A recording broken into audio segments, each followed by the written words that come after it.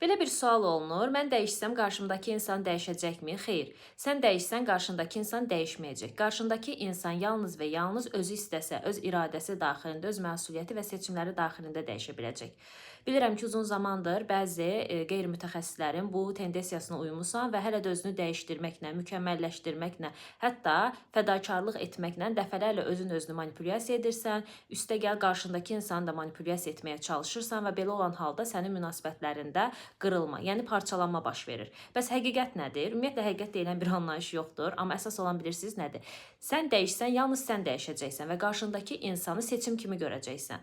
Onu seçmək və seçməmək artıq sənin seçimin olacaq, sənin iradənin daxilində olacaq. Çünki sən öz oxuna, yəni öz mərkəzinə qayıtmış olacaqsan. Və belə olan təqdirdə sən başa düşəcəksən ki, qarşımdakı insan mənim standartlarıma, seçimlərimə, məqsədlərimə, niyyətlərimə, ehtiyaclarıma uyğundurmu, uyğun deyilmi? Artıq onu dəyişməyə çalışmaqla özünü dəyişdirməyə çalışmayacaqsan. Yəni artıq özün üçün dəyişmiş olacaqsan. Və bəzi insanlar fikirləşir ki, bəlkəm də mən dəyişdim, qarşımdakı insan dəyişər və yaxud da ki, belə bir başqa bir misalda xanım deyir ki, və yaxud da bəy deyir ki, mən dəyişdim, yoldaşım dəyişdi və yaxud da partnyorum dəyişdi. Bu bilirsiniz hansı etapda baş verir? Bu etapda baş verir ki, sən həqiqətən dəyişdikcə, inkişaf elədikcə qarşındakı partnyorun da sənə görə məsuliyyət və seçim götürür.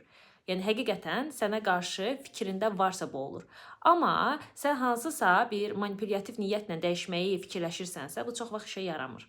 Ona görə də özünüz üçün dəyişib rahat olmağı seçin və birini buraxmağı öyrənin. Əgər bu video sənə faydalı oldursa, biodakı linkdən Telegram kanalıma abunə olmağı və Instagramımı takip etməyi unutma.